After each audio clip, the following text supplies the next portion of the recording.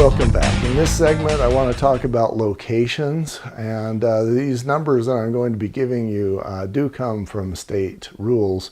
I think most of these rules kind of get ignored most of the time because the reality is that somebody gets their wellhead approved, and after that, the government, if the guy does show up there for whatever reason, he shows up once and then he's done, and whatever happens after that point, government isn't aware of.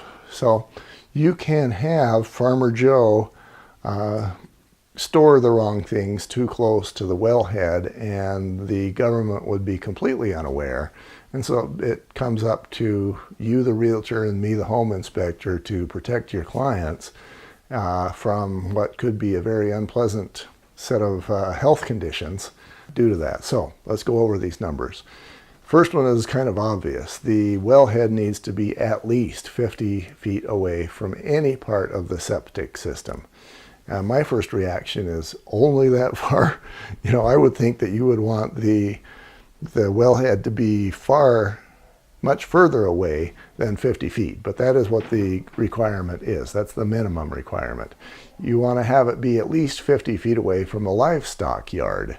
And again, it's like only that far. But, that's what the requirement is. Then if you've got a petroleum tank, like let's say the farmer decides to put in this big old 500-gallon gas tank, and he's got it either in the ground or he's got it up high. If he has that, obviously you don't want that spilling maybe every time maybe it's above ground, and every time Grandpa decides to fill his tractor, he spills a little bit of that gasoline. And that gets down into the wellhead, and of course now Grandpa's family and your clients who buy the house, they're going to be drinking that gasoline probably for the next 5 years. That is going to show up, by the way, in the organic chemicals section, but depending on the health department, they may or may not require that organics be sampled. So you'll want to look for that sort of thing being too close to the wellhead. Then 250 feet to manure stacks.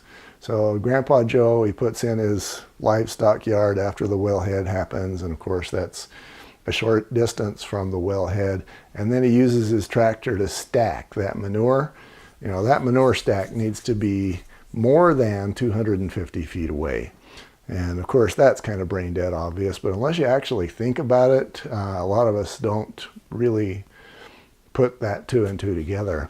So these are things, again, that your home inspector should be aware of, but home inspectors, I've said it before and I'll say it 100 times again, most home inspectors, the only thing you need to be a home inspector is a business card and a headache.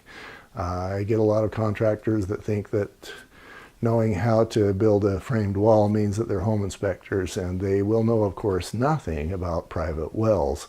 So then it becomes, I don't want to say your problem, but it becomes part of what you kind of need to just be checking for as you're hiring home inspectors and hoping that they protect your clients. Okay, next section we're going to talk about water rights and well proofs. Be right back.